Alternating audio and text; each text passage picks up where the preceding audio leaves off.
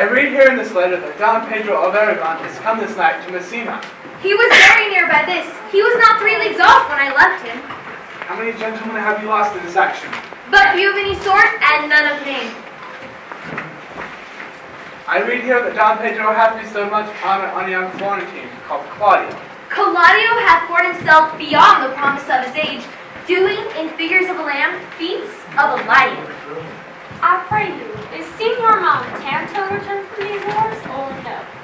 I know none by that name, lady. Oh, my cousin means Signor Benedict Padua. Oh, he returns, and as pleasant as ever he was. I pray you, how many hath he killed? For I have promised to eat all his chickens. Faith, please, you task Signor Benedict too much. Lady, he hath done a good service in these wars. And you had much victual, and he hath helped to eat it. He is a valiant trenchman. He hath an excellent stomach. And a good soldier too, lady. And a good soldier to a lady. But what is he to a lord? A lord to a lord, a man to a man, stuffed with all honorable virtues. It is so indeed. He is no less than a stuffed man.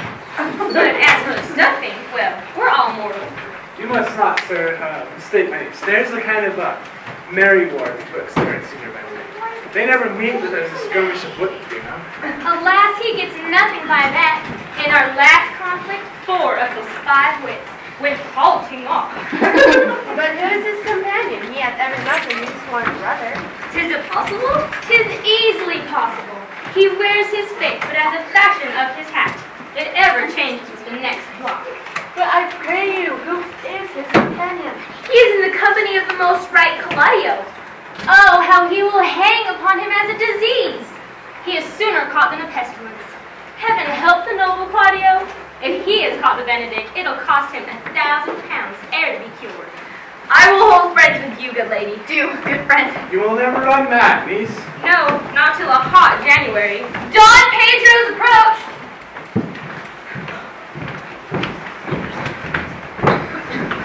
Good Signorina, you are come to meet your trouble. The fashion of the world is to avoid cost and you encounter it. Never came trouble to my house in the likeness of your grace. You embrace your charge too willingly. I think this is your daughter? Mother has told me many times so. If Signor Leonardo be her father, she would not have his head on her shoulders. All Messina is like him as she is. I wonder that you would still be talking, Signor Benedict. Nobody marks you. What, my dear Lady Disdain? Are you yet living? Is it possible that disdain should die with such meat food as Signor Benedict? Courtesy itself must convert to disdain if you come in her presence. Then courtesy is a turncoat, for it is certain that I am loved of all ladies, only you excepted. But I would in my heart I had not a hard heart, for truly I love none. And dear happiness to women! They else would have been troubled with a pernicious suitor. I thank heaven in my cold blood I am of your humor for that. I would rather hear my dog bark at a crow than a man swear he loves me. Heaven keep your ladyship still in that mind. Some gentleman or other shall escape a predestined scratched face. Scratching could not make it worse as for such a face as yours were. You are a rare parrot teacher. A bird of my tongue is better than a beast of yours. I wish my horse had the speed of your tongue. It's so good to continue work. But keep your way. I have done. You always enter the jade's trick. I know you will pull it. That is the sum of all, Leonardo. Signor Claudio and Signor Benedict. My dear friend Leonardo hath invited you all. I tell him we shall stay here at the least a month. He hardly prays for some occasion to detain us longer. Let me bid you welcome, my lord. Being reconciled to the prince your brother, I owe you all duty. I thank you. I'm not of many words, but I thank you. Please, your grace, lead on. Your hand, Leonardo. We will go together.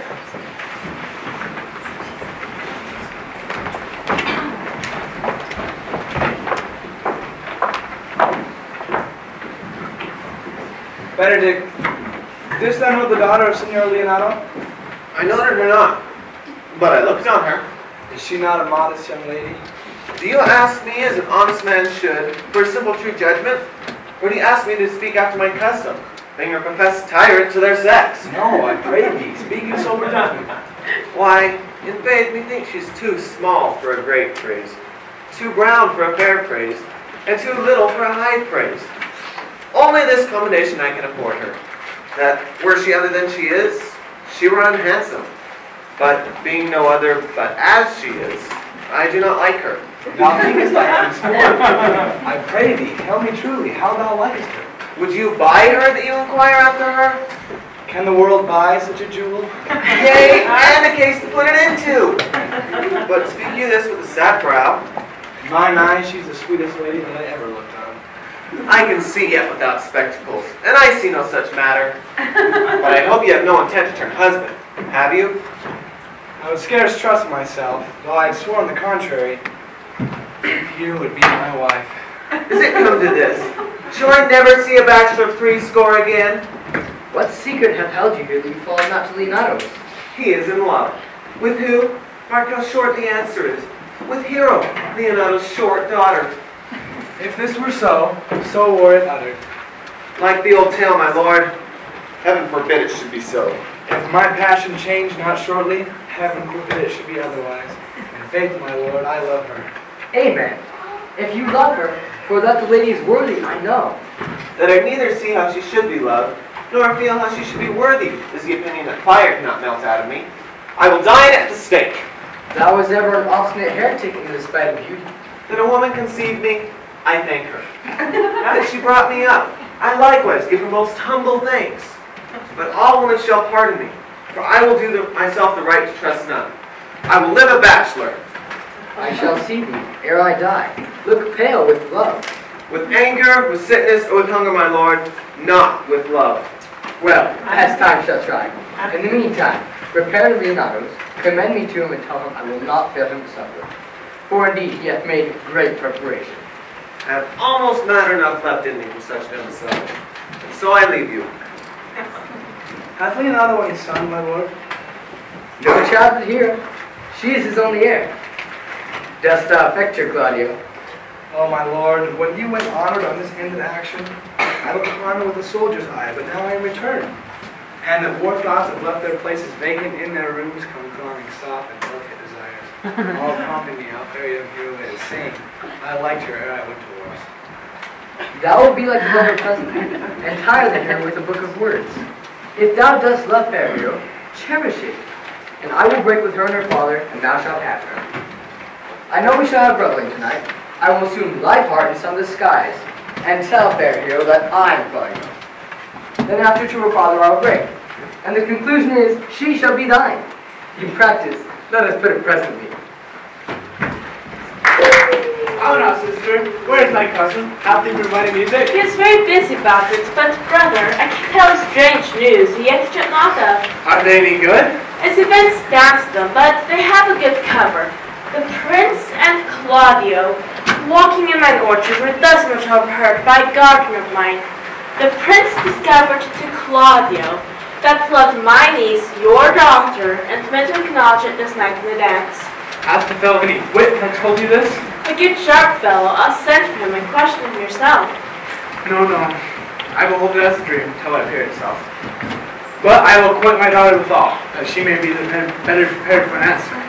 Oh, I cry you mercy, sister. Come you with me, and I will use your skill.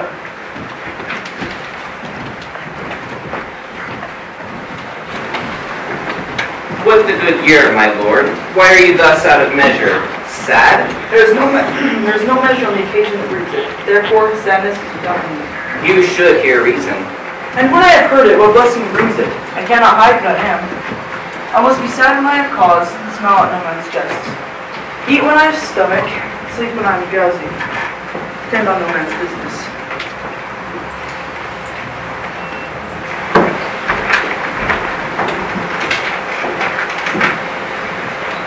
Now for my American. Yea, but you must not make a full show of it, so they may do it without controlment. You have of late stood out against the prince your brother, and he hath taken you newly into his graces, where it is impossible that you should take true root but by the fair weather that you make of yourself. Well, I'd rather be a tinker and a hench than rose in disgrace. Though, it cannot be said to be a flattering honest man. It must not be denied that I'm a plain dilling villain. Better fits my honor to be disdained. What news? I came yonder from a great supper where the prince, your brother, is royally entertained by Leonardo, and I can give you intelligence of the intended marriage. Will serve any model to wish upon? Yea, is your brother's right hand. Who? The most exquisite Claudio? Even he. And who? Which way will see? Mary, on Hero, Leonardo's daughter and heir. How came you to this? As I was freshening a musty room, comes to me the Prince and Claudio, hand in hand in sad conference.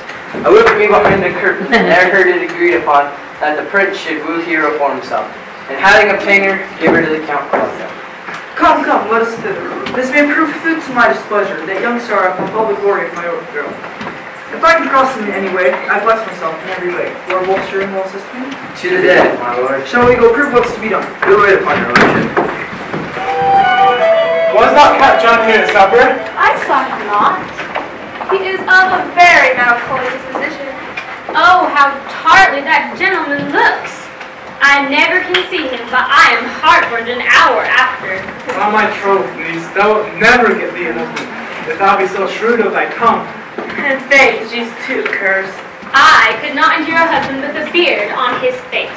You may like a husband that has no beard. And what should I do with him? Dress him in my apparel and make him my waiting gentlewoman? He that hath a beard is more than a youth, and he that hath no beard is less than a man. And he that is more than a youth is not for me, and he that is less than a man, well, I am not for him. Well, niece, I trust will be ruled by your father. In faith, it is my cousin's duty to make courtesy and say, Father, as it pleases you. But yet for all that, cousin, let him be a handsome fellow, or else make another courtesy and say, Father, as it please me. Remember, daughter, the things I told you of. If the prince do so solicit you in that kind, you know your answer. The revelers are entering. Make good room.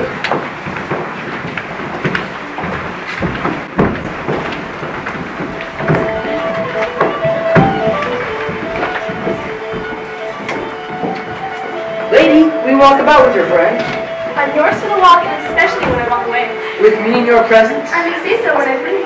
And when please you to say so? When I like your favorite. Speak low if you speak love. I would that you did like me, lady. So am not I for your own sake. For I have many ill qualities. Which is more? I say my prayers aloud. I love you the better. Heaven match me as a good dancer. Amen. To have take him out of my sight when the dance is done. No more words. I know you well enough. You are Signor Conrad. At your word, I am not. I know you by the waggling of your head. To tell you true, I counterfeit him. You could never do so ill well unless you were the very man. Here's the dry head up and down. You are he, you are he. At your word, I am not. Come, do you think I do not know you by your excellent wit? Can virtue hide itself? Go to, well, you are he. Grace is not here, and there's a thing. Will you not tell me who you are? No, you shall pardon me. Nor will you tell me your name? Not now. That I was disdainful, and that I had my every good wit from 100 merry tales. Well, that was Signor Benedict who said so. What is he? Oh, I'm sure you know him well enough. Not I, believe me. Has he ever made you laugh? I pray you, what is he? Why, he is the town clown. A very dull fool. His only talent is in devising impossible slanders. Only libertines delight in him. He both pleases men and angers them, and then they laugh at him and beat him. I am sure he is in the fleet. When I know the gentleman, I will tell him what you say. Do. You must follow the leaders. In every good thing.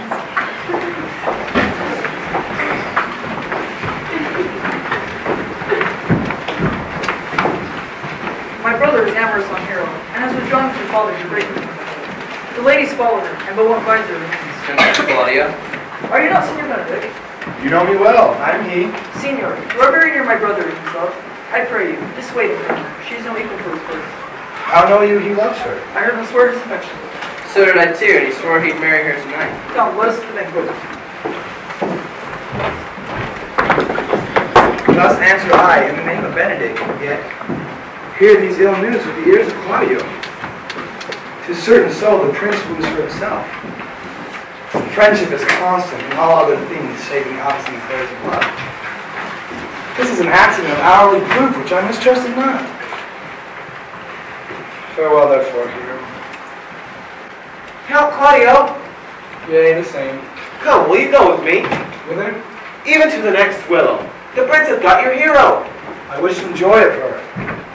But do you think the prince would have served you thus? I pray you leave me. Alas, poor her, foul. Now, here, where's the Count? Did you see him? Troth, my lord, I found him here as melancholy as a lodge in a warren. I told him, and I think I told him true. Your grace has got the goodwill of the young lady.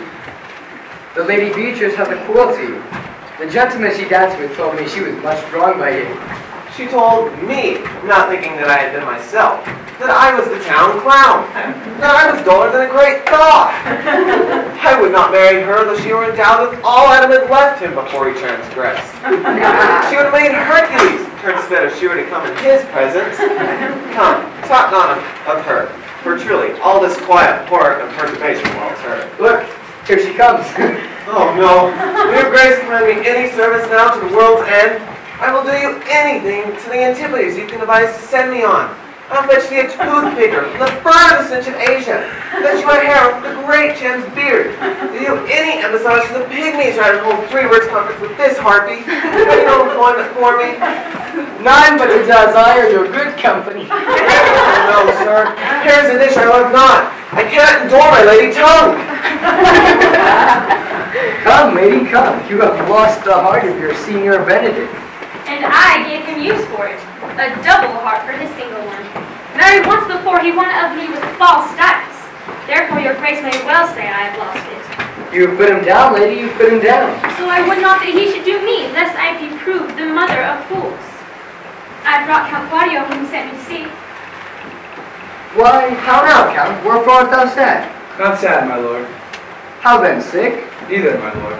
The Count is neither sad nor sick, nor merry nor well, but civil Count, civil as an orange, and somewhat of that jealous complexion. By faith, lady, I think your blazon to be true, though. I'll be sworn if he be so. His conceit is false. Here, Claudio. I have wooed in thy name, and fair hero is won. I have broke with her father, and his goodwill obtained. Name the day of marriage, and heaven give thee joy. Count, take of me my daughter, and with her my fortunes, for his grace has made the match, and all grace say amen to it. Speak, Count. 'Tis your cue. Silence the perfect herald of joy. You're but little happy if you could say how much. Lady, as you are mine, I am yours. I give myself to you. Speak, cousin, or if you cannot, stop his mouth with a kiss, and let him not speak neither. By faith, lady, you have a merry heart. I thank you, poor fool. It keeps on the windy side of care. My cousin whispers in his ear that he is in her heart. And so she doth, cousin. And thus goes everyone into the world but I. And I alone may sit in a corner and cry, hey ho, for a husband. Lady Beatrice, I will get you one. I would rather have one of your father's kids. Have you ne'er a brother like you? Will you have me, lady? No, truly not. I may have another one for working days. Your grace is too costly to wear every day. But I beseech your grace pardon me, for I was born to speak all mirth and no matter. Please, will you look to those things I told you of? I cry you mercy, uncle. By your grace's pardon. By my troth, a pleasant spirited lady. There is little of the melancholy element in her mouth. She is never sad but when she sleeps, and she is not ever sad then. For I have heard my daughter say that she has sometimes dreamed of unhappiness and waked herself with laughing. She cannot endure to hear tell a husband. Oh, by no means. She were an excellent wife for Benedict. My lord, if they were but a week married, they would taught themselves math. Count Claudio, when do you need to go to church? Tomorrow, my lord. Time goes on crutches till love has on his rights. Not till Monday, my dear son, for it is a time too brief to have all things answer my mind. The time will not go joy past, Claudio. I will in the interim undertake one of Hercules' labors, which is to bring Senior Benedict and Lady Beatrice into a mountain of affection, one with the other. I would fain have it a match, and I doubt not but to fashion it, if you three will minister such assistance as I shall give thee direction. My lord, I am with you, though it cost me 10 nights' watchings. And I, my lord. And you too, sweet hero? I will do my modest office, my lord, to help my cousin to a good husband. If we can do this, then Cupid is no longer an archer, and his glory shall be ours. For we are the only love gods. It is so. Count Claudio should marry his daughter Leonardo. Yea, my lord, but I can cross it. Any bar, any cross, any impediment would be medicine for me. I am sick in my displeasure to him, and whatsoever from the Dork his affection may receive me with mine. How canst thou cross this marriage? Not honestly, my lord, but so covertly that no dishonesty shall appear in me. Show me briefly. I think I told your lordship a year since how much I was in the favor of Margaret, the lady here of waiting gentlewoman. I remember. I can at any unseasonable instant of the night appoint her to look out her lady's chamber window. What choice in that to be the death of this marriage? The poison in that lies in you to temper. Go you to the prince your brother. Spare not to tell him that he hath wronged his honor in marrying the renowned Claudio, whose estimation he hath mightily uphold. To a contaminated state, such a one as hero. What proof shall I make of that? Proof enough to misuse the prince, to vex Claudio, to undo Hero, and to kill Leonardo. Look you for any other issue? Only to despite them. I will never everything. Go then, find me a meet hour to draw Don Pedro and Count Claudio along. Tell them that you know that Hero loves you. Intend a kind of zeal both to the prince and Claudio, as in the love of your brother John, who hath made this match, as you have discovered thus. Offer them instances that shall bear no less likelihood than to see me at her chamber window, and to hear me call Margaret Hero, and Margaret to me Claudio. And in the meantime, I shall so fashion the matter that Hero will be absent. And such will the seeming truth appear in Hero's disloyalty, that jealousy shall be called assurance, and the preparations overthrown. Grow this to what adverse issue it can. I will put it in practice. Be cunning in the wickedness, my feet are thousand demons. Be constant in your accusations, my cunning shall not shame you. I'll presently go on the day of marriage.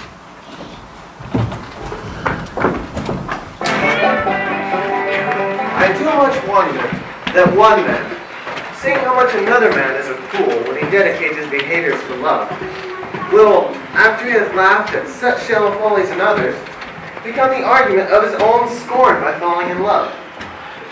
Shall I be converted and see with these eyes? I cannot tell.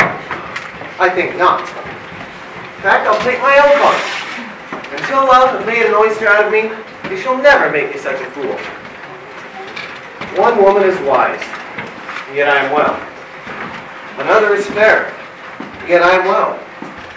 Another is virtuous, yet I am well. But till all these graces come in one woman shall not come in my grace. Rich she shall be, that's certain. Wise, or I'll none. Fair, or I'll never look on her. Mild, come not near me. And her hair, be what color it please God. Ha! The prince and Monsieur Love, I will hide me. See you where Benedict hath hid himself. Come, Leonardo, what was it you told me of today that your niece, Beatrice, was in love with Signor Benedict? Oh, aye. Stock on, the foul sits. I did never think that lady would have loved any man. No, I neither. But it is most wonderful that she should so dote on Signor Benedict, to whom with all outward appearances she seemed ever to abhor. Possible? By my troth, I can't tell what to think, but that she loves him with an enraged affection. It is past the infinite of thought. Maybe she bugged up counterfeit. Maybe, like counterfeit. There never was counterfeit passion that came only the life of passion. Why? What effects of passion shows she? Bait the hook well. This fish will bite. What effects, my lord? She will sit you. You heard my daughter tell you how. She did indeed. How? I pray you. You amaze me. I should think this is a trick, but that white-haired fellow speaks it. Has she made her affection known to Benedict? No, and swears she never will. That's her torment. 'Tis true indeed. So your daughter says, shall I, says she, that have so often counted him with scorn, write to him that I love him? This says she, as she is beginning to write to him. where she will be up 20 times a night, and there in her smock will she sit, till she has read a sheet of paper. My daughter tells us all. Then down upon her knees she falls, weeps, sobs, beats her heart, tears her hair, prays, curses all. Sweet Benedict, God give me patience. She does indeed, and the ecstasy of it all is sometimes so much overborne her, and my daughter is sometimes afeard that she will do herself a desperate outrage. It is very true. It were good if Benedict knew of it. To what end? He would make but a sport of it, and torment the poor lady worse. She is an excellent sweet lady. And she is exceeding. In everything but loving Benedict. I pray you, tell him of it, hear what he will say. Were it good, think you? Hero thinks surely she will die. For she says she will die if he love her not. Ere she will die if she make her love known. And she will die if he woo her. She doth well. If she should make tender of her love, it is very possible he will scorn it. For the man, as you know all, hath a contemptible spirit. What? I love Benedict well, and I could wish that he would modestly examine himself to see how much he is so unworthy, so good a lady. My lord, will you walk? Dinner is ready.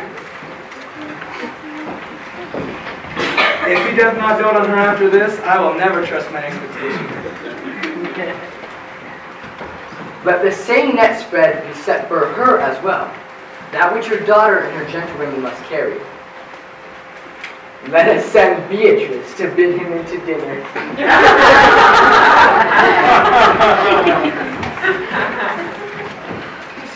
This can be no trick.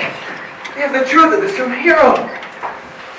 They seem to pity the lady. I hear how I am censored. They say I will bear myself proudly if I perceive the love come from her. They say, too, that she would rather die than show me any sign of affection. Shall these paper bullets of the brain awe a man from his intentions? No, the world must be peopled. It's Beatrice. By this day, she's a fair lady. I do spy some marks of love in her.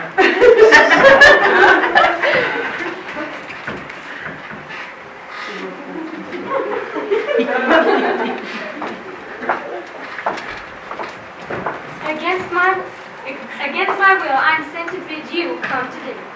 I thank you for your pains. I took no more pains for those things than you take pains to thank me. If it would have been painful, I would not have come. You take pleasure, then, in the message? Yea, as much as you may take upon a knife's point. Hath you no stomach, senor? Fare you well. Against my will, I am sent to bid you come to dinner. There's a double meaning in that. I took no more pains for those things than you took pains to thank me. That's as much as to say, any pains I take for you are as easy as thanks. If I do not love her, I am a swine.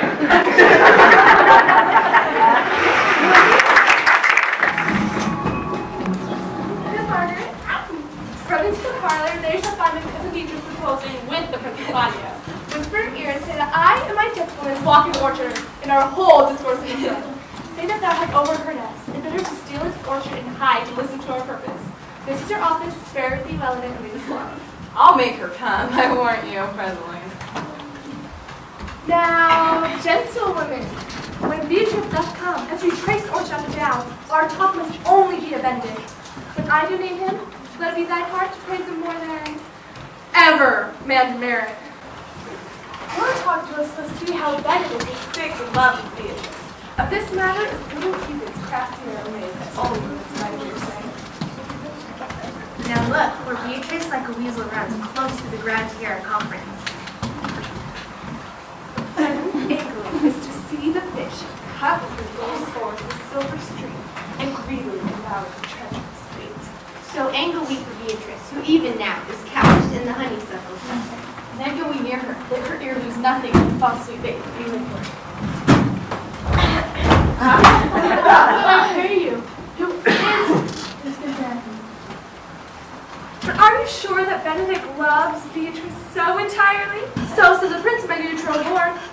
And did they bid you tell her of it, madam? They need a training to wait for a minute. If I persuaded them, if they love Benedict, to wish him to wrestle with his affections, and never let Beatrice know of it. Does not the gentleman deserve? Oh, he does deserve as much as to be yielded to a man. But nature has never framed a woman's heart a harder stuff than that of Beatrice. Disdain and scorn are sparkling in her eyes. It's surprising what they look on. And her wit bows itself so highly that to her, all matters else seems weak. She cannot love. Nor take no shape nor project of affection. She is so self-endeared. Sure, I think so. And therefore, it certainly were not good she knew his love, lest she make sport at it. Yet tell her of it, hear what she will say. Why, you speak truth. I have never yet saw men. How wise, how noble, how rarely featured. But she would spell him backwards. She would swear the gentleman should be her sister. So turned she every man the wrong side out. Sure. Such caution is not commendable. It can be so odd and from old fashions could not be commendable. But who dare tell her so? I should speak, she would mock me into air. Oh, she would laugh me out of myself. Has me a deaf wit. Therefore, let Benedict like covered fire consume away in sighs and waste inwardly. It were a better death to die with me. She is bad as tickling. Yet tell her of it, hear what she will say. No, rather I will go to Benedict and counsel him to fight against his passion. Oh, do not, dear cousin, such a wrong. She cannot be so much without true judgment, having so swift and excellent a wit as she is Christ to have. As to be so rare a gentleman, Senior Benedict, he doth have an excellent good name. Excellent did earn it ere he had it. When are you married, madam? Why, every day tomorrow. Come, go in. I'll show thee some veils and play counsel on the best to furnish thee tomorrow. She's trapped. I warrant she will caught her, madam. If this proves so, then loving goes by halves. Some Cupid kills with arrows, some with traps. Fire is in mine ears. Can this be true? Stand I condemned for pride and scorn so much? Contempt farewell, and maiden pride of you. No glory lives behind the back of such. And Benedict, love on, I will requite thee, taming my wild heart to thy loving hands. And if thou dost love, my kindness will incite thee to bind our loves up in a holy band.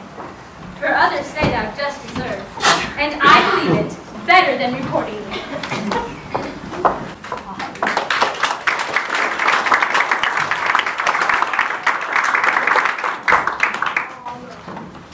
Gallants, I am not as I have been. So say I, methinks you are Saturn. I hope you be in love. Senor, come. I have studied 8 or 9 wise words to speak to you that these hobby horses cannot hear. For my life, to break with him about Beatrice. 'Tis even so. You and Margaret have by this play their parts with Beatrice. Then the two bears will not bite one another.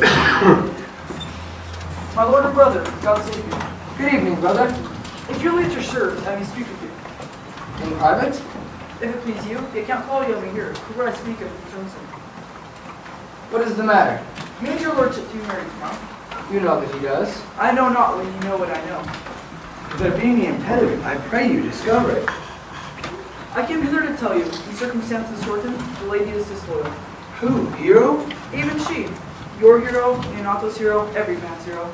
Disloyal? The word is too good to paint out her wickedness, but come with me tonight and you shall see. Even the night before her wedding night. If you love her then, tomorrow wed her. But I would better fit your honor, change your mind. May this be so? I will not think it. Confess not what you know. But when you have heard more and seen more, then proceed accordingly. If I should see anything tonight, I should not marry her tomorrow. In the congregation where we should wed, there will I shame her. Oh, day, a poorly turned. Oh, mischief strangely thwarted. Oh, plague, right well connected. So you will save me to see the sequel.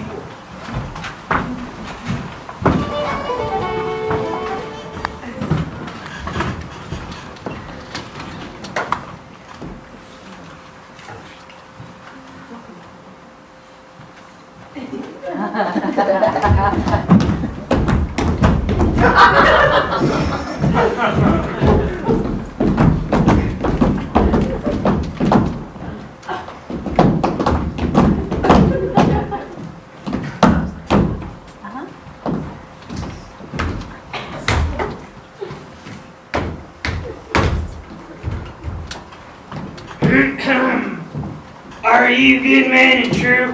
Yada, wait, ha! Yea, or else this would suffer body and soul. Then, that punishment be too good for them, if they should have any allegiance in them, being summoned for the governor's watch. Now, well may we not be given their charge. First, who think you the most deserveless man to be constable? Okay, sir. Or Diego Sickle, for they can hang tonight. Come hither, neighbor Diego. God hath blessed you with a good name. To be a well-favored man is a gift of fortune, but to read and write comes by nature. Both of which, Master Constable. You have. I knew that would be your answer. You seem to be the most senseless and fit man for the constable of the watch. Therefore, bear you the land. This is your charge. You are to comprehend all beggar men. And you are to bid any man halt in the prince's name. How would people not halt? Why then, take no note of him and let him go. And gather the rest of the watch together, and thank God you are rid of a name. Murphy will not accuse none of the townspeople. Truly, the mayor meddle with none but the townspeople. You will also make no noise in the streets. For the watch to babble and to talk is more tolerable and not to be endured. We would rather sleep than talk. We know it belongs to a watch.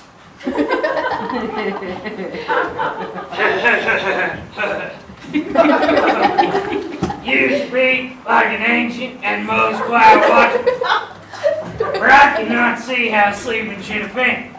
Only take care that your bells be no stolen, and you are to give those who are drunk, and give them to bed.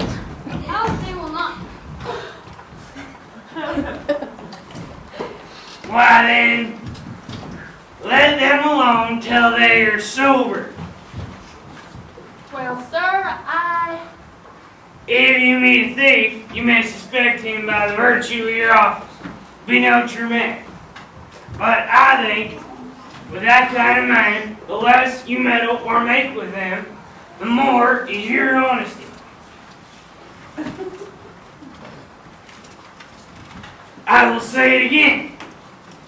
If you meet a thief, you may suspect him by the virtue of your office. But I think the most peaceable way for you, if you do meet a thief, is to let himself show him what he truly is, and steal out your company. You have always been called a merciful man, partner. Truly, I would not hang a dog by my will. So much as a man who hath any honesty in him. 'Tis true. 'Tis true. Keep your fellows' counsels in that mind, and your own, and good night. Come, neighbor. well, masters, we hear our charge. Let us go sit here upon the church bench till 2, then all to bed. One word, honest neighbors. I pray you watch about Signor Leonardo's door. For the wedding being held tomorrow, there's a great recalling tonight. How do you? Be vigilant, I beseech you.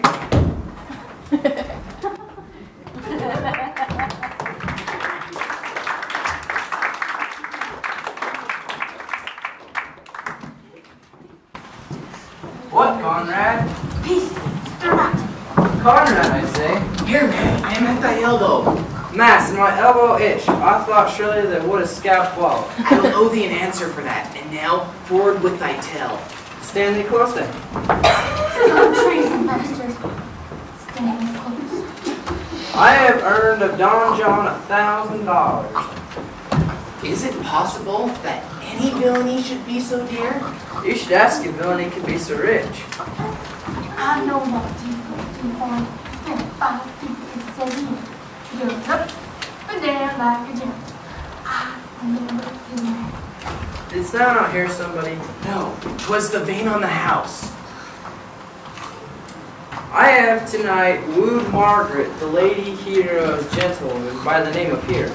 But first I should tell thee how the prince, Claudio my master, planted, placed, and possessed by my master, did see afar off this amiable encounter.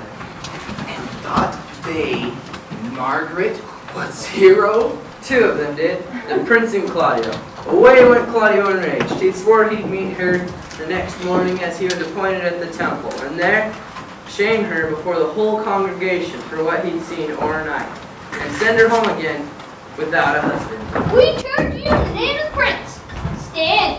Call up the right master constable. We have here recovered the most dangerous piece of lechery ever known in the Commonwealth. And one to inform you, one name. I know him. Masters? Masters? Never speak.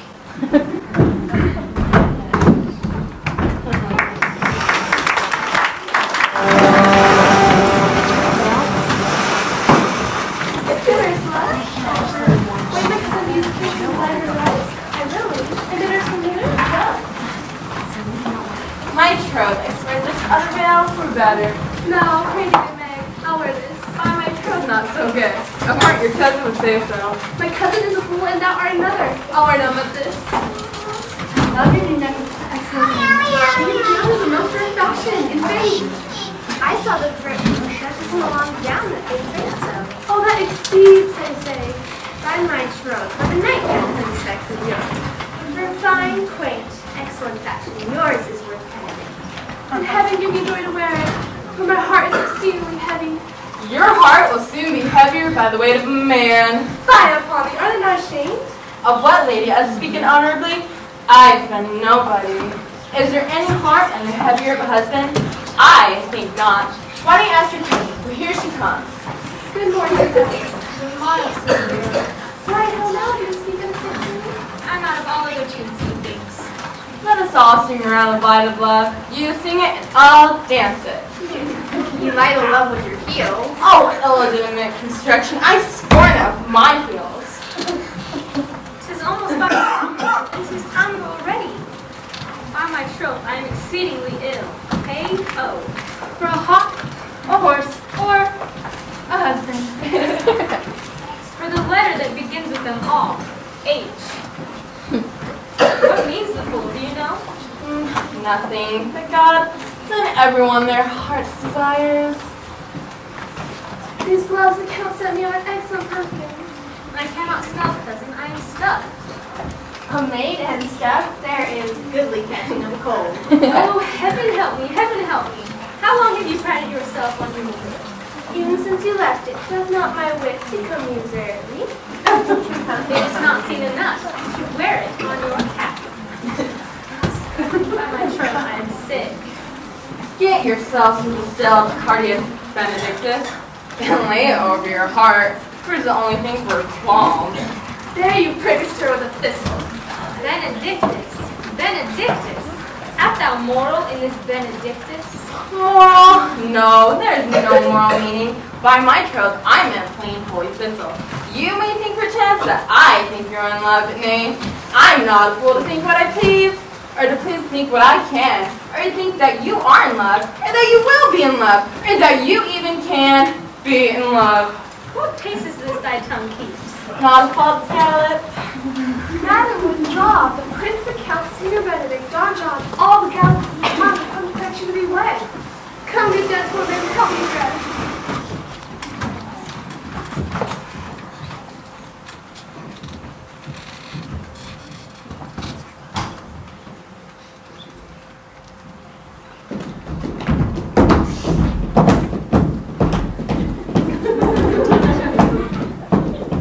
What would you with me, good friends? Marry, sir, we would have some confidence with you that discerns you nearly. Brief, I pray you, for you can see it is a very busy time, I mean. That it is, sir. Yes, in truth, sir. What do you with me, honest neighbors? Good members, sir, speaks a little off the point. An old man, sir, and his wits are not so blunt as heaven help. I wish they were, in faith, as honest as the skin between his brows. Yes, thank God there is no man more honest than I. There's no old man that's more honest than I. Comparisons are odorous. Calibrants, neighbor Burgess. Neighbors, you are tedious. Let it please your worship to say so. We're the poor sheriff and his deputy. But truly, for mine old part, if I were as tedious as a president, I would find it in my heart to bestow it all upon your worship. All thy tediousness on me, eh? Yea, for that is no heart more than this. For I hear a great exclamation of your worship, as of any man in the city. And though I be but a poor man, I am glad to hear it, and so am I. I would fain know what you have to say. Our watch tonight, expecting your presence in the scene, has arrested 2 English knaves as any in the scene. A good old man, sir, and as they always say, when the age is in, the wit is out. Heaven help us. Well said of faith, man, Burgess. Well, God's a good man, and when 2 men ride a horse, 1 must ride behind. An honest soul of faith, sir. By my troth, he has ever broke bread. I must leave you.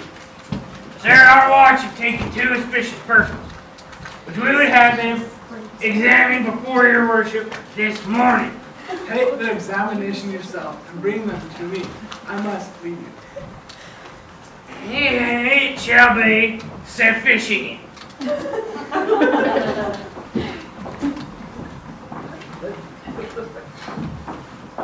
Drink some wine, ere you go. Fare you well. My lord, they wait for you to give your daughter to her husband. I will wait on them. I'm ready. Go, good neighbor. Get you to Diego Seco. Bid him bring his pen and acorn to jail. We're now to examine these men. Meet me at the jail. And we must do wisely. Good year.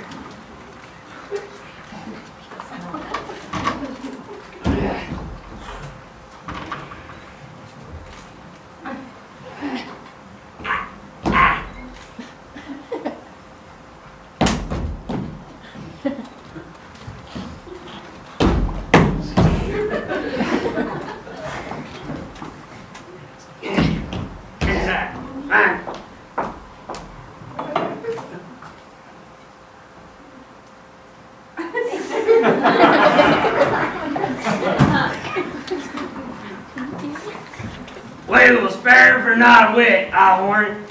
Only have to learn to set down our excommunication.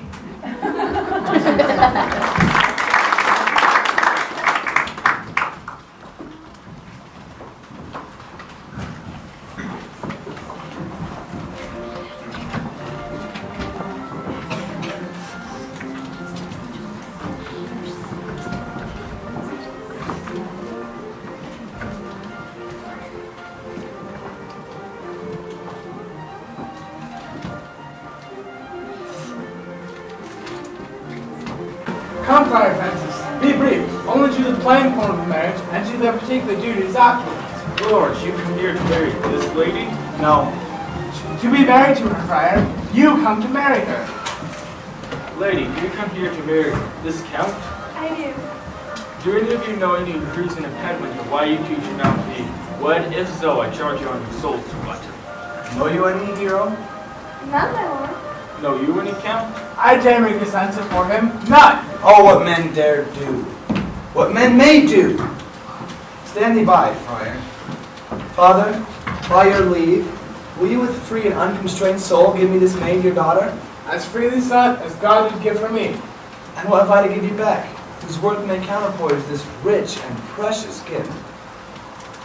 Nothing, unless you render her again. Sweet prince, you learn me noble thing from me. There, Leonardo, take her back again. Give not this rotten orange to your friend. She's but the sign and semblance of her honor.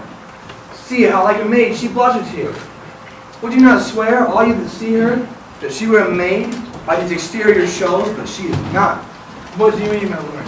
Not to be married, not to knit my soul to an approved wanton. Dear my lord, if you, in your own pique, have vanquished the resistance of her youth... No, Leonardo, I never tempted her with word too large, but as a brother to his sister, showed bashful sincerity and comely love. And seemed I ever otherwise to you? You seem to me as Diane in her orb, but you are more intemperate in your blood than Venus, or those pampered animals that rage in savage sensuality. Is my lord well that he speaks so light? Sweet prince, why speak you not? What should I speak? I stand here dishonored that I've gone about to leave my dear friend to this common stale. Are these things spoken, or why but dream? This looks not like a nuptial. Let me move but one question to your daughter. By that fatherly and kindly power which you have in her, bid her answer truly. I charge thee do so, as thou art my child. Oh God, defend me. How am I beset? Am I not hero? Who can blot out that name with any just reproach? Mary, that can hero. Hero itself can blot out hero's virtues. What man was he talked with you yesternight, out in the orchard betwixt 12 and 1? I talk with no man at the hour, my lord. Why, then are you no maiden? Leonardo, I am sorry you must hear this, but upon my honor, myself, my brother, and this grieved count did see her and hear her at that hour last night talk with a ruffian in the orchard. O hero, fare thee well, most foul and most fair. Farewell, thou pure piety and impious purity. For thee I'll lock up all the gates of love. Come, let us go. These things give us delight, smother her spirits up.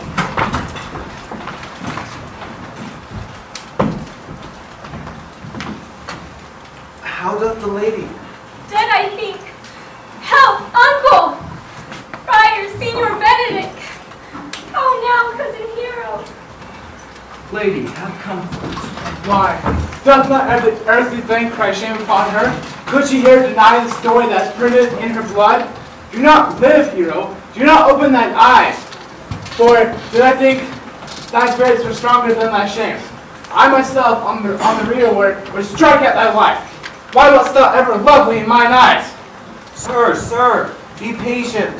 For my part, I am so attired in wonder, I know not what to say. On my soul, my cousin is belied.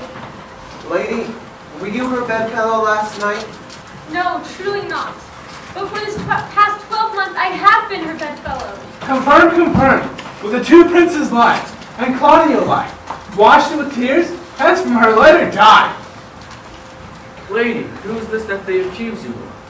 They that do accuse me, I know none. Hear me a little and call me a fool.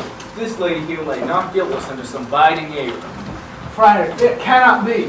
Why seekest thou to cover with excuse that which appears in proper nakedness? There's some mispresence in the princes. 2 of them have the very bench of honor, and if their wisdom's been misled in this, would practice it with living John Pedro's brother, whose spirits toil in frame of villainies. If they wrong her honor, the proudest of them shall well hear of it. Pause a while and let my counsel sway you in this case. The princes left your daughter here for dead, so let her while be secretly kept in and publish it that she is dead, and hang mournful epitaphs and do all rites that appear unto a proper burial. What shall become of this? What will this do? Your doctor here is dying, as so must be maintained. For upon the instance that she was accused of, he shall be pitied, lamented, and excused of by every hearer. And so will it fail with Claudio. For upon the instance that he shall hear that she died upon his words, the idea of her life shall sweetly creep into the study of the imagination, and every lovely organ shall come more imperiled, more precious habit than when she had lived indeed, and so will Claudio mourn and wish he had not so accused. Signor Leonardo, let the friar advise you. Being lifelong grief, the smallest of twine may be. 'Tis well consented, presently a word. Come, lady, guide to live. Perhaps this wedding day but brief.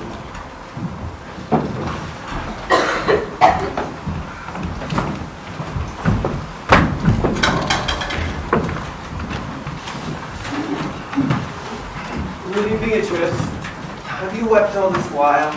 Yea, and I will weep a while longer. I will not desire that. You have no reason. I do it freely. Surely, I do believe your fair cousin is wrong. Oh, what might the man deserve of me that would right her? Is there any way to show such friendship? A very even way, but no such friend. May a man do it? It is a man's office, but not yours. I do love nothing in this world so much as you. Is not that strange? As strange as the thing I know not. It were easy for me to say I love nothing more than you. But believe me not, and I lie not. I confess nothing, nor I deny nothing. I am sorry for my cousin.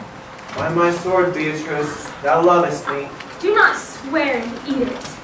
I will swear by it that you love me, and I will make him eat it that says I love not you. Will you not eat your word? With no sauce that can be devised to it.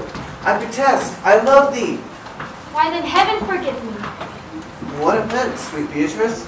I was about to say I love nothing more than you. And do it with all thy heart.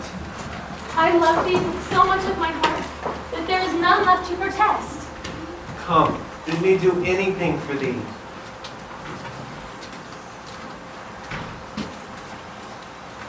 Kill Claudio. Not for the wide world. Then you kill me to deny it. Fare you well. Tarry, sweet Beatrice. I am gone, though I am here. There is no love in you. I pray you let me go. Nay, but Beatrice. I will go. We'll be friends first. You easier be friends with me than fight with mine enemies. Is Claudio thine enemy? Is he not in the height of proved you villain, who hath slandered, scorned, dishonored my kinswoman? Ah, that I were a man, would bear her in hands until they come to take hands, and with uncovered slander, unmitigated rancor. Ah, that I were a man, I would eat his heart out in the marketplace. Hear me, Beatrice. Talk with the man in the orchard, a proper saying. Nay, but Beatrice. Sweet hero, she is wronged, she is slandered, she is undone. Beatrice. He is now as valiant as Hercules, who tells a lie and swears by it. I cannot be a man of wishing, therefore I will die a woman in grieving. By this hand I love thee. Then use it for my love some other way than swearing by it.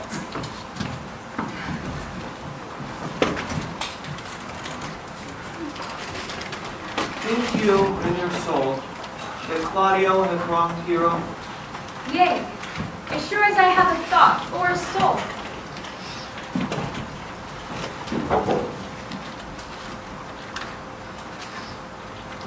Enough. I am engaged. I will challenge him. Go. Comfort your cousin. I must say she is dead. And so, farewell.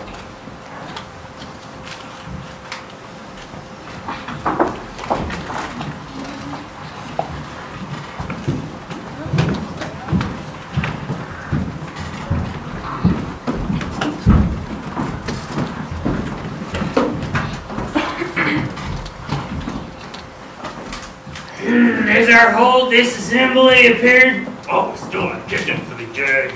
Which be the malefactors? Mary, that am I, and my partner. But which are the offenders that are to be examined? Let them come before Master Constable. Yeah, let him come before me. What is your name, friend? Baraccio. Write down Baraccio. Yours, sir? I am a gentleman, sir. And my name is Conrad. Write down Master Gentleman Conrad. Masters, do you serve God? We hope, sir. Write down that they hope to serve God. And put God first, for God should go before such wins.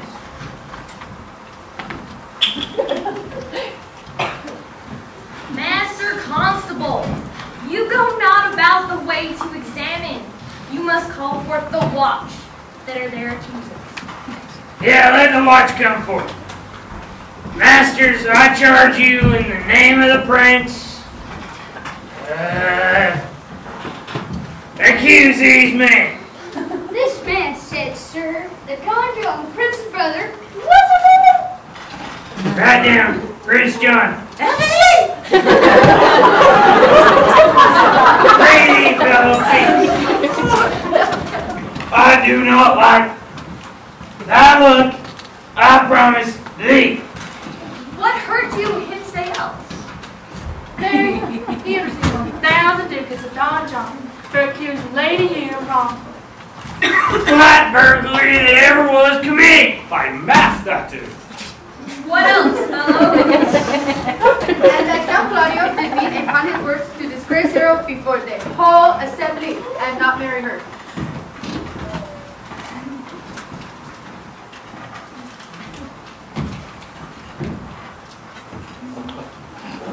Villain, thou wilt be condemned into everlasting redemption for this. What else? This is all. Prince John was this morning secretly stolen away, and Hero was in this manner accused, and this very manner refused, and upon the proof of this suddenly died. Master Constable, let these men be bound and brought to Leonatos.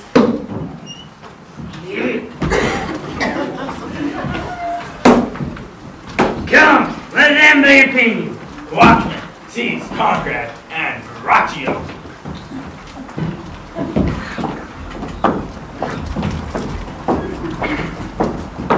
Oh, fool! Where's the judge? Oh, we were here to write down the prince's officers. How do you spell fool? F-U-L. Come, bind them. Thou not a varlet. You are a swine. You are a swine!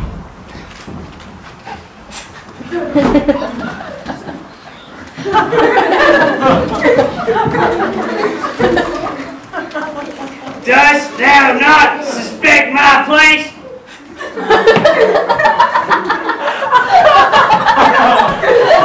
Dost thou not suspect my years?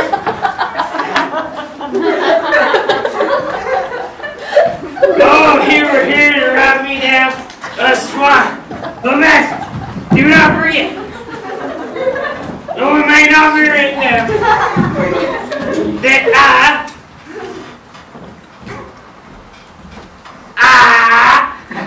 am a swine.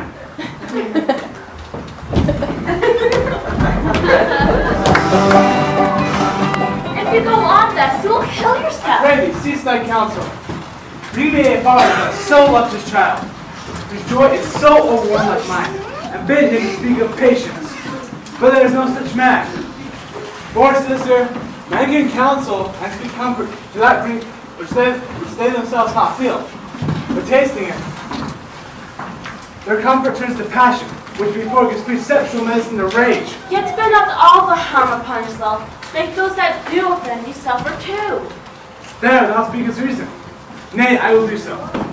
My soul doth tell me Hero is blind. That shall Claudio know. And so shall the prince and all them that thus dishonor her. Here come the prince and Claudio hastily. Good evening, good evening. Good day to both. Here you, my lord. We have some haste, Leonardo. So haste, my lord? Well, fare you well. Are you so hasty now? Well, almost one. Nay, do not quarrel with us, good old man. If he could drug himself with quarreling, some of us would lie low. Who wrongs him? Mary, thou dost wrong me, thou dissembler. Thou, nay, never lay thy hand upon thy sword. I fear thee not. Mary, beshrew my hand. Tis or give your age such cause of fear and faith. My hand may not. Tush, man. Never flared nor jested. I speak not like a daughter nor a fool. I say thou hast belied my innocent child. Speak not right, old man. My lord, prove it over his body, if he dare. Away! I will not have to do with you. Canst thou so daft me? my child. Thou killest me, boy, thou killest a man. You shall kill 2 of us, but that's no match. Let them kill 1 first. Sister. God knows I loved my niece, and she is dead. Slandered to death by villains. But sister. Scrambling, out-facing, fashion-mocking boys. That lions, cog, and flops, deprave and slander. Sister Antonia. Do not you, mother, let me deal in this. Leonardo, we will not wait your patience. My heart is sorry for your daughter's death. But upon my honor, she was charged with nothing but what was very true and very full of proof. My lord, my lord. I will not hear you. No. Come, sister, away. I will be heard. And shower some of us a smart threat. Ah, see, here comes the man we went to seek. Now, senor, what news? Good day, my lord. Welcome, senor. You are come to part almost a fray. We had like to have had our 2 noses snapped off by an old man without teeth. What thinkest thou? A false quarrel, there is no true valor. I came to seek you both. As I am an honest man, he looks pale. Art thou sick or angry? Shall I speak a word in your ear? You are a villain. What? I jest not. You have killed a sweet innocent lady, and her death shall hang heavy on you. Are you well? Boy, you know my mind. You break jests as braggarts do their blades. My lord, for your many courtesies I thank you. I must discontinue your company, for you have among you killed a sweet innocent lady. For my lord coward here, him and I shall meet. But until then, peace be with him. He is in earnest and hath challenged thee. Most sincerely. 2 of my brothers men bound? Brought you a 1. Officers, what offense have these men done? Marry, sir, they have committed false report. Moreover, they have spoken untruths. Secondarily, they are slanderers. 6th and lastly, they have belayed a lady. Thirdly, they have verified unjust things. And to conclude, they are lying names. And he called me a swine. Who have you offended, master, that you are thus bound to your answer? This learned constable is too cunning to be understood. I perceive you to come, even your very eyes, what these shallow fools have brought to light. Moonlight overheard me confessing to this man how your brother Don John sent me to slander the lady Hero. How you were brought out into the orchard and saw me court Margaret and Hero's gone. How you slandered her when you should marry her. The lady is dead upon mine and my master's father. Sweet Hero. Did my brother set thee on to this? Yea, and paid me richly for the practice of it. By this time, the judge hath informed Senor Leonardo of the matter. But master, do not forget, when in time and place shall serve, that I am a swine. Look, here comes Master, Senor Leonardo, and the judge too. Which is the villain? Let me see his eyes. You know you're wrong. Look upon me.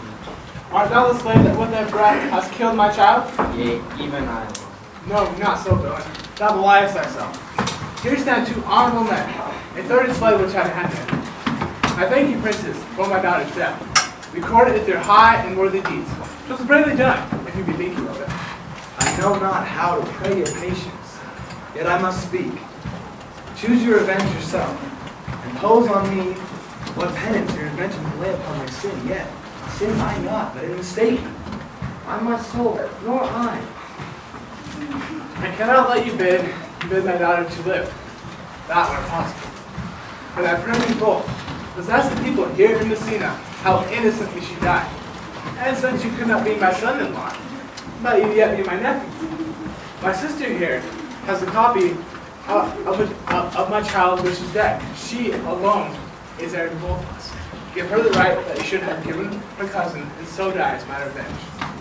Oh, noble sir, you are over kindness to 3 tears from me. I do embrace your offer and dispose for henceforth of full time. Tomorrow morning, lords, I will expect your coming. This naughty man shall be brought face to face with Margaret, who I believe is packed in with all this wrong. No, by my soul, she was not, nor knew not what she did when she spoke to me. She hath always been just and virtuous, and all that I do know by her.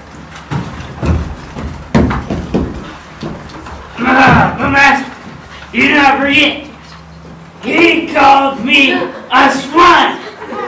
I beseech you, remember that in his punishment. I thank you for your care and all his pains. You speak like a most thankful and revered youth. There's thy care and pains.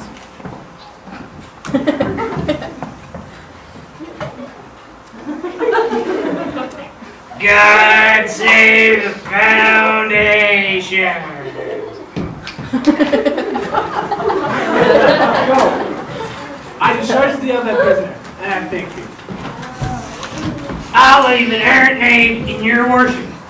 And I beseech your worship to correct yourself before the company of others. God restore you to health. And if a merry meeting may be wished, God prohibit it. Come, Mary.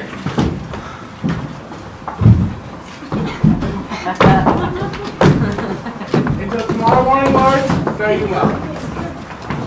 Oh, my lords, I'll look to thee tomorrow. We will not fail you. Night, I'll mourn.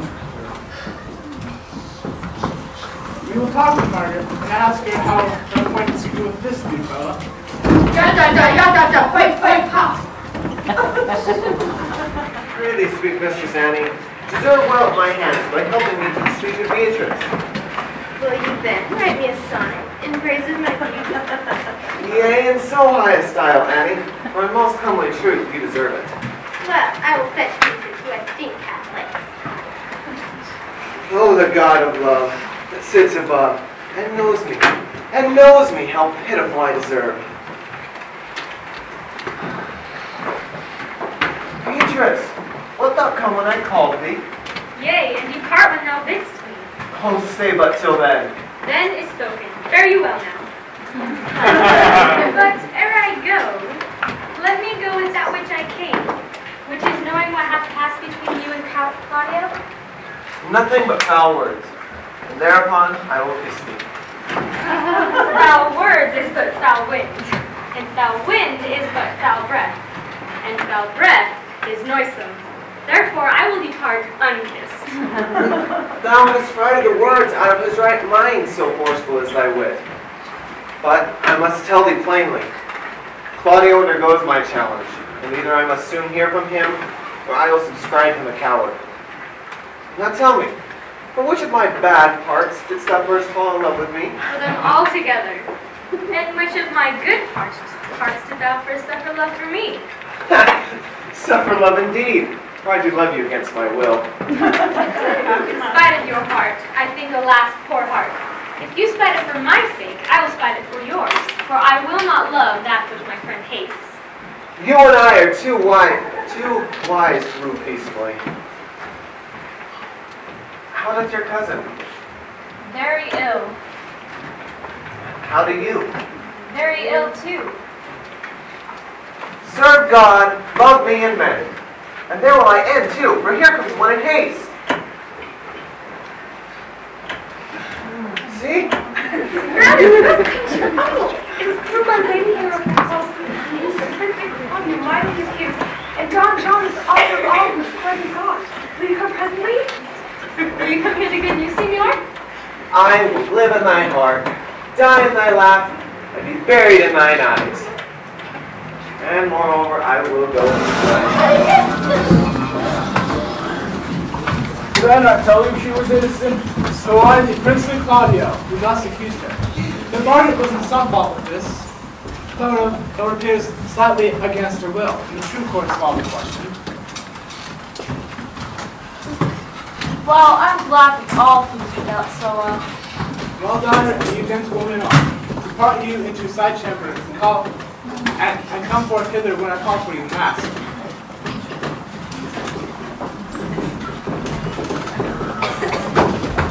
The prince and Claudio promised by this hour to visit you. Remember, sister, you must be mother to your brother's daughter and give her to young Claudia. Which I shall do with confirmed countenance. Friar, I must entreat your pains, I think. To do what, senor? To bind me or to undo me. One of the two. Senor Leonardo, it is true that your niece looks on me with an eye of favor. Sight whereof I think you had gotten from myself, the prince, and Claudia. But what's your will? Your answer, sir, is enigmatical. But my will with your goodwill, you can join this day in the state of honorable marriage. My heart is with your liking. Mine help also. Look, here comes Count Claudio and the prince. Good morrow to this fair assembly. Good morrow, prince. Good morrow, Claudio. Are you yet determined this day to marry my sister's daughter? I'll hold my mind. Call her forth, Antonia. Here's the friar ready.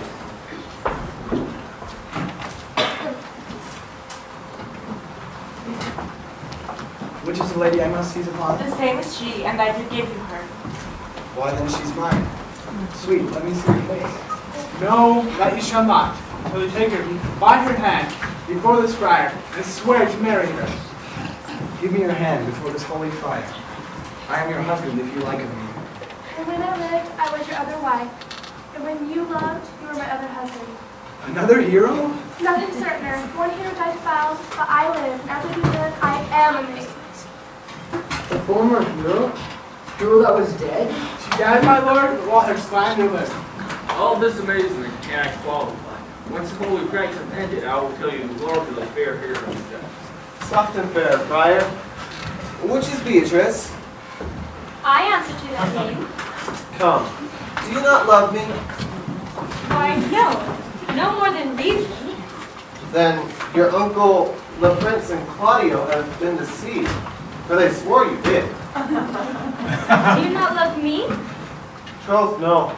No more than reason. Then my cousin Margaret and Ursula were much mistaken, for they swore you did. They swore you were almost sick for me. They said you were well nigh dead for me. 'Tis no matter. Then you do not love me?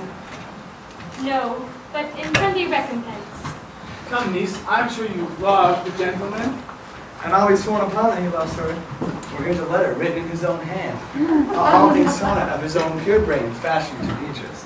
And here's another, stolen from my cousin's pocket, containing her affection unto Benedict. A miracle!